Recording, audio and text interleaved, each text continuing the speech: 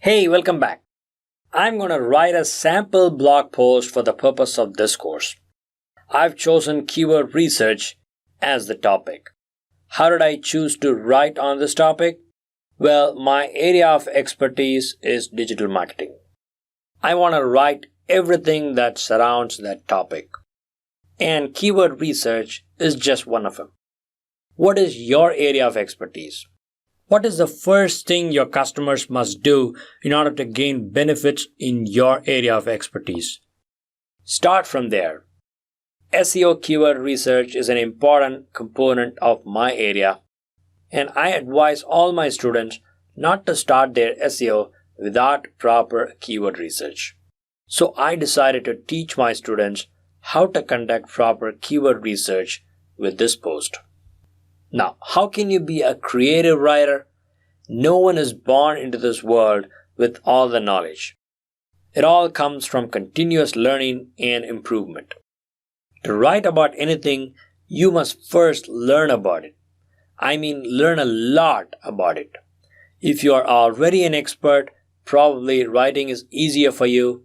All you have to focus on is to bring out your knowledge in a methodical way using suitable words. But if you are a newbie, I would say this to you.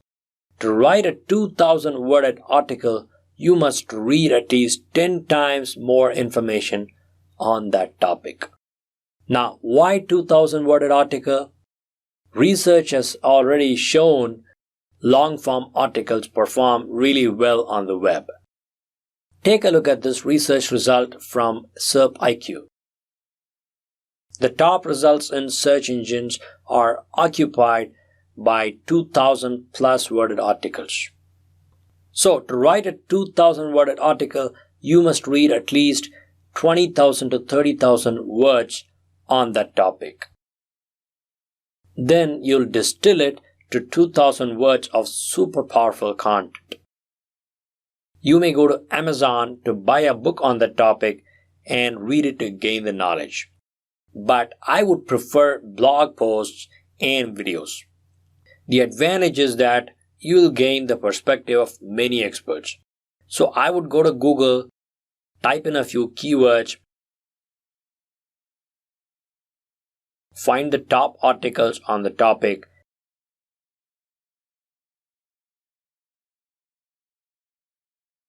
and save them for reading.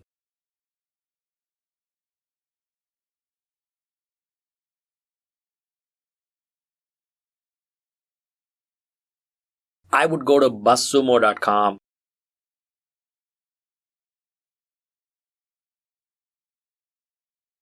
type in a keyword,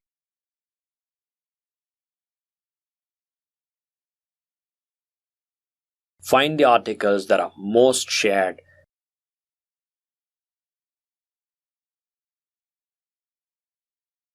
and save them for reading.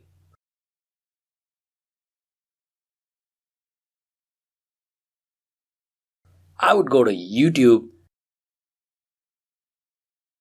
type in the keywords,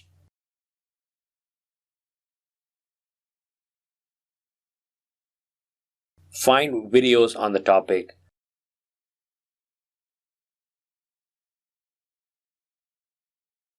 and save them for watching.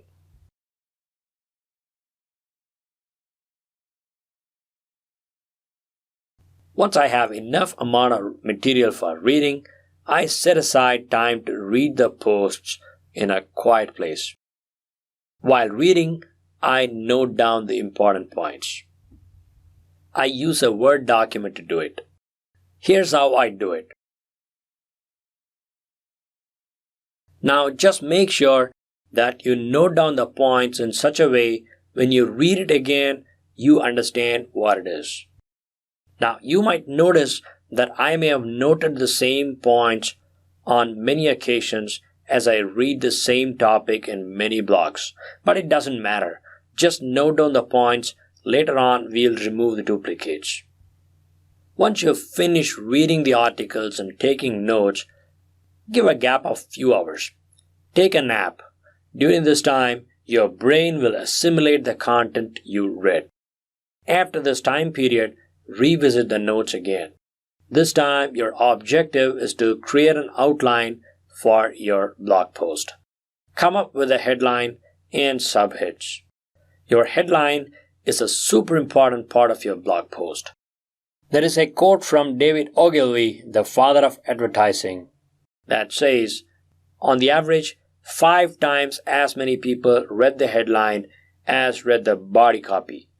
When you have written your headline, you have spent 80 cents out of your dollar. So come up with 10 creative headline ideas.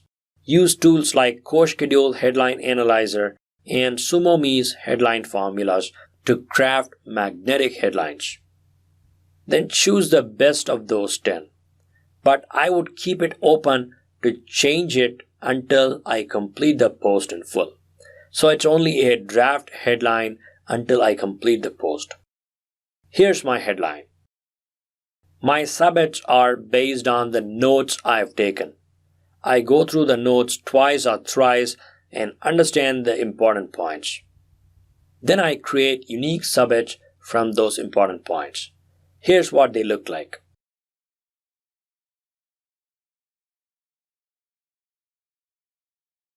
Now I have my outline ready. I'll start writing the details under each of the subheads. An important advice. While writing, don't worry about the errors, omissions, etc. We'll handle all of them later. Focus only on the writing. There we go. I'm done with the core content. The next step is to edit and proofread the content. I would copy the content, go to Hemingway app, and paste in the same. It's an app that makes your content easy to read. It's a very handy tool in my arsenal. I just follow the instructions of the tool and edit the content. I convert passive voice sentences into active voice sentences. As much as possible, I use simple words. I break down the longer sentences into shorter and easier to read ones, and that's it. The next step is to proofread and remove errors, if any. I go to Grammarly and paste in the content. This is a freemium tool and provides suggestions for improvement. I correct the errors.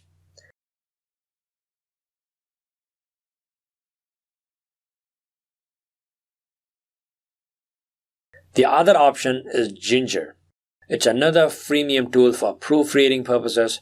Copy-paste the content into this tool and start correcting the errors.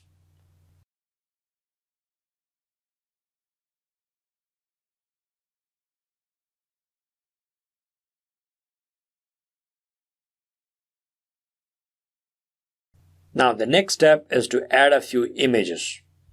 As you may know, a picture is worth thousands of words. For every 300 words, I include a picture. I avoid using cheesy stock images.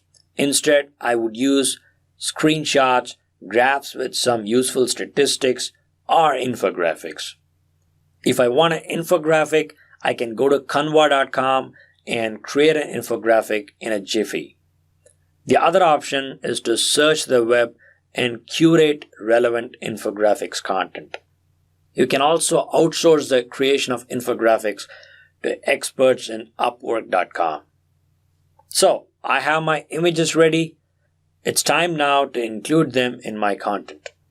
Let me go to my WordPress dashboard, open a new post, copy and paste the content, include header tags,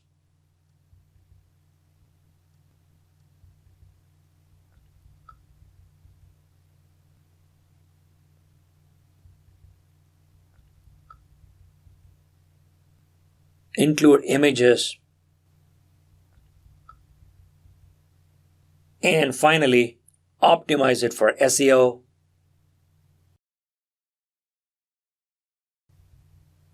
There we go. I have my article ready for publishing. Let me hit publish right now to make it go public. Usually, search engine indexing takes some time. Let's not wait for that.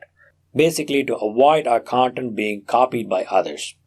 Immediately after publishing the post, I go to Google Search Console and run search and render. This will ensure search engines fetch that newly published page quickly and index it. In my next post, let me show you how my post stands out from the crowd.